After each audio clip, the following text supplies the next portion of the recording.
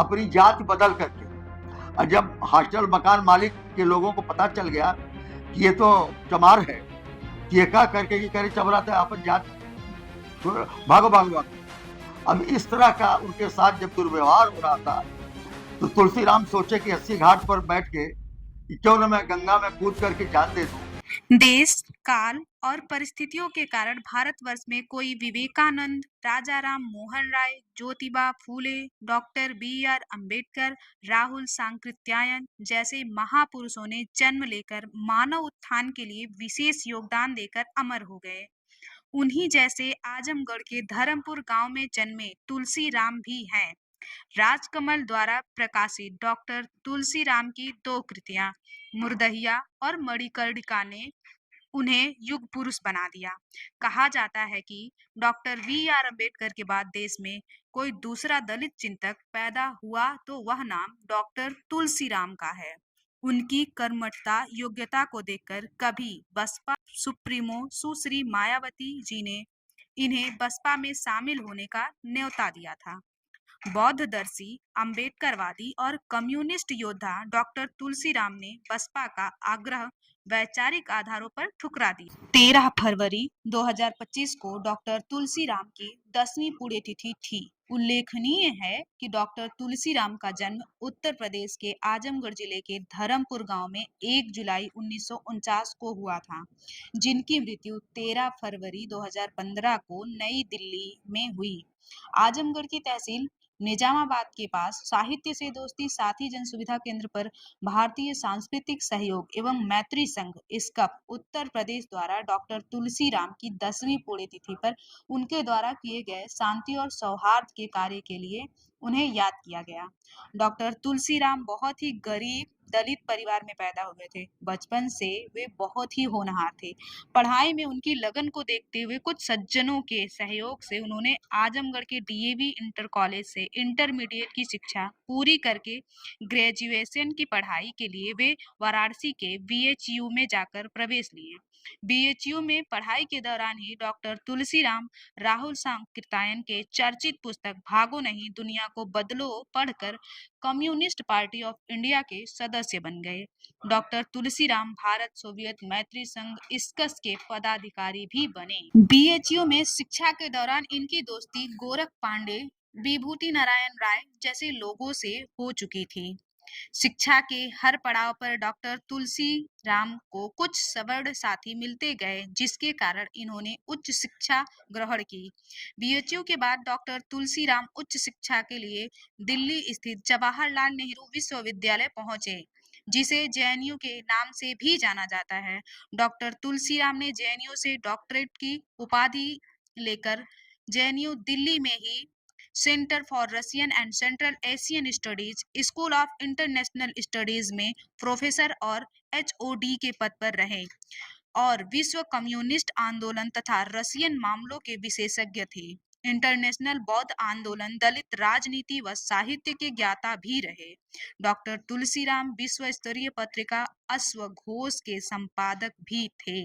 मुर्दहिया और मणिकर्णिका के प्रकाशन के बाद हिंदी के इंटरनेशनल आलोचक डॉक्टर नामवर सिंह ने कहा कि मुर्दहिया और मणिकर्णिका जैसी कृति लिखकर कथा सम्राट मुंशी प्रेमचंद से भी आगे निकल गए।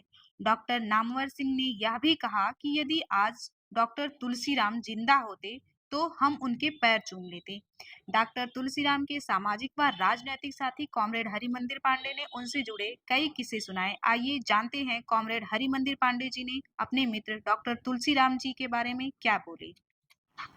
मुझे आज बेहद दिली प्रसन्नता हो रही है। चंद्रेश बार के सेक्रेटरी और उनकी अध्यक्षता में और अपने पुत्र जितेंद्र हरि पांडे के संचालन में मुझे सौभाग्य है कि मैं तुलसीराम के साथ राजनीतिक काम किया हूँ। ये मेरी खुशकिस्मती है। तुलसीराम जहानागंज से 10 किलोमीटर दक्षिण तरफ धर्मपुर एक गांव है।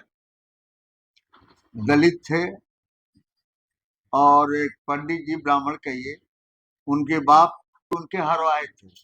पंडित जी तो नहीं चाहते थे कि ये लड़का पढ़ लिख लेगा तो इनके बाप के बाद हमारे घर की हरवाही कौन करेगा, और उनके बाप भी नहीं चाहते थे। अब बहुत डिटेल हो जाएगा। पहले जौ होता था, गेहूं तो बहुत कम होता था, जौ की खेती ज्यादा होती थी। गांव में जो गांज उसको कहते थे, गांज जो गांजा जाता था, तो ये मशीन उशीन तो थी नहीं, बैल उस पर दौरी चलते थे चारों तरफ से, और दौरी चलते थे। जो गोबर करते थे, कामेड़ हरगे नहीं या लखनऊ गए हैं, 5-6 घर वो गरीब लोग वही उसी के किनारे उनका घर है।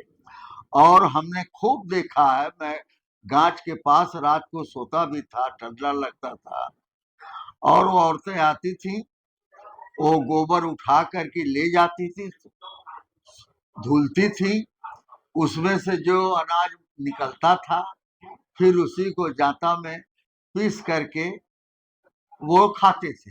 ये एक जगह की बात नहीं है, पूरे उत्तर प्रदेश की बात है। वह जिंदगी जी करके तुलसीराम पढ़ने गए। चेचक, उनके चेहरे पर चेचक का दाग आप देख रहे हैं। एक आंख खराब हो गई थी। घर पे भी उनके चाचा लोग कनवा कनवा कहते थे गुस्सा में, और स्कूल में भी बच्चे ताना मारते थे। मास्टर साहब गुस्से में इस तरह की बात कहते थे। लेकिन तुलसीराम अपने पढ़ने में मगन थे, और कक्षा 5 में प्रथम आए। फिर जैसा जितेंद्र ने कहा, तमाम लोगों ने मदद किया उनकी। जहां जमींदारी के खिलाफ या बड़े लोगों के खिलाफ लड़ाई थी, और वही किसी जमींदार ठाकुर ने हाथी पर, किताब पढ़े थे कि हाथी पर चढ़ करके उनके दरवाजे, जब ये हाई स्कूल पास किए तो बधाई देने गए थे दरवाजे पर कि तुलसी हाई स्कूल पास किए। एक्का पर गठरी मोटरी लेके गिर। लंबी कहानी है, मैं ये संस्मरण बता दूं कि मातौरगंज में जो डॉक्टर अंबेडकर छात्रावास था दलित बच्चों के लिए, रफी सफी वकील साहब जमींदारी के जमाने से उसको अपना कहते थे। तुलसीराम उसी में रहकर पढ़े, और तमाम लड़के उसमें रह के पढ़ते थे। उसमें सहदेव इंजीनियर भी रह के पढ़े थे। डॉक्टर तुलसीराम अखिल भारतीय नौजवान सभा में थे। कुछ बातें ये बता भी चुके हैं।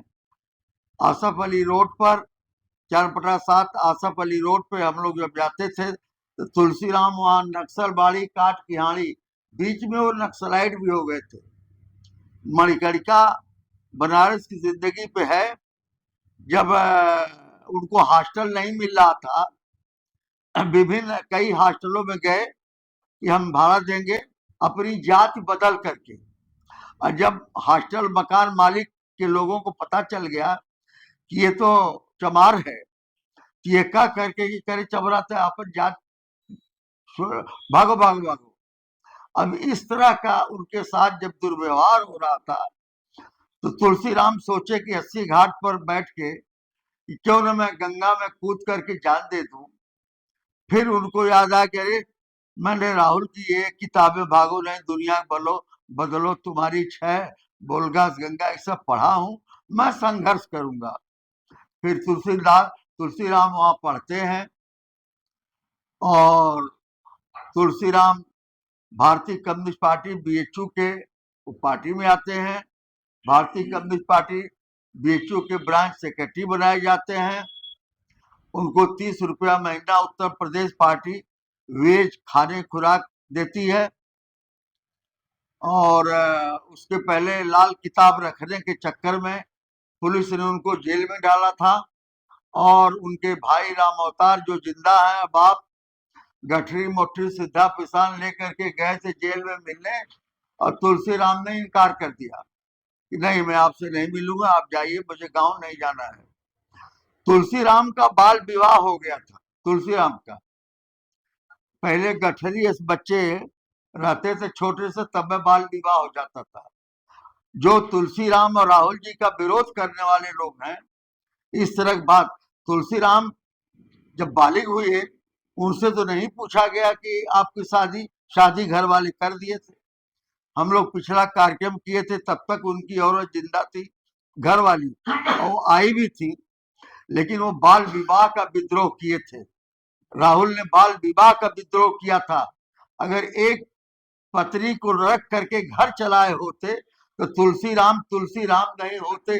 करोड़ों गरीबों का उद्धार करने के लिए संघर्ष नहीं कर पाते, लिख नहीं पाते। तुलसीराम जेएनयू से अश्वघोष पत्रिका निकाले थे, जो विश्व स्तर की पत्रिका हिंदी में कही जाती थी।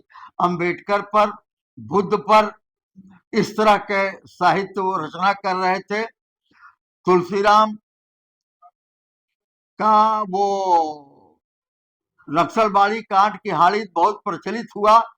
ईरान की राजनीति पर तुलसीराम का विशेषाधिकार था, स्पेशलाइजेशन था। यूरोप की राजनीति पर, खासतौर से सोवियत यूनियन की राजनीति पर उनका विशेष अधिकार था। बहुत कुछ लिखे पढ़े थे। तुलसीराम को मायावती जी ने कई बार लालच दिया कि हम आपको गौतम बुद्ध विश्वविद्यालय का वाइस चांसलर बनाएंगे, हमारे साथ आइए। तुलसीराम ने कहा कि आप हमको कुछ बनाए या ना बनाए, हम आपकी राजनीति के साथ खड़े ही नहीं होंगे। आपकी राजनीति को हम पसंद नहीं करते, हम जहां हैं वहीं रहेंगे। तुलसीराम के साथ आदरणीय वी.एन. राय साहब भी बीएचयू में लिखे किताब में कि राय साहब बहुत अच्छे पढ़ने में थे, जो हमारे मित्र थे। गोरख पांडे थे, बहुत अच्छे पढ़ने में थे, हमारे मित्र थे। नेहरू हाल में जब हम लोग बुलाए थे, बोले, जाने लगे, हमने बताया कि आप गांव जाने से इनकार कर दिए थे। गांव में आप जाएंगे, जो मुर्दहिया में पढ़ेंगे, अब तो वो मुर्दहिया वाला जमाना है नहीं। दलित के घर भी, गरीब के घर भी सुबह शाम मोटी पतली रोटी, साग सब्जी, दाल कमोबेश बन रही है। लेकिन आज के 50-60 साल पहले का वह दौर तो है नहीं कि जो गांव जाकर के तुलसीराम को समझ पाएंगे। तुलसीराम को समझने के लिए पढ़ना पड़ेगा, हमको उस दौर में जा करके अध्ययन करना चाहिएगा पड़ेगा, ताकि इस तरह के समाज, अभी भी बहुत सारी दिक्कतें गांव में पड़ी हुई हैं, अभी भी छूत-छात है गांव में, ऊंच नीच की भेद भावना है। मैंने उस दिन धर्मपुर में बोला था, कहा था कि जो लोग आपको खेती में काम कराने के लिए मजदूरी ले जाते, जाइए, लेकिन अगर अपने बर्तन में उन्होंने पानी नहीं पिलाते हैं तो उनके घर काम करना बंद कर दीजिए। तुलसीराम बहुत बड़े आदमी हैं।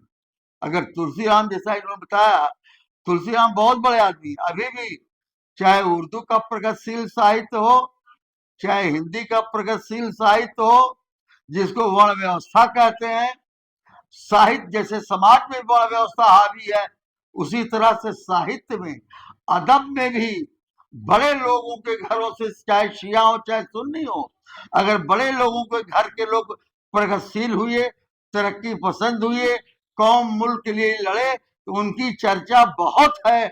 लेकिन अगर बुनकर के घर में, दलित के घर में कोई पैदा हो करके, अब कबीर से बड़ा मजदूर कौन होगा जो ताने बाने पर जिंदगी अपनी गुजारे।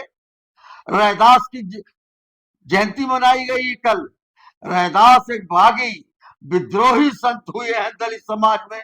रैदास जीवन भर मोची का काम करते रहे, जूता चप्पल सिलते रहे। कबीर जीवन भर ताना बाना पर पड़े रहे, इसलिए कबीर जुलाहे कहे जाते हैं, रैदास हरिजन कहे जाते हैं। उन्होंने किसी जात विशेष के खिलाफ नहीं लिखा है। कबीर ने जो कुछ किया, अरे उर्दू अदब ने कबीर को बहुत बाद में तस्लीम किया कि साहित्यकार थे। शाहनवाज जी, बहुत बाद में, कितनी भारी गलतियां हुई हैं। इन शब्दों के साथ डॉक्टर तुलसीराम को मैं श्रद्धांजलि अर्पित करता हूं।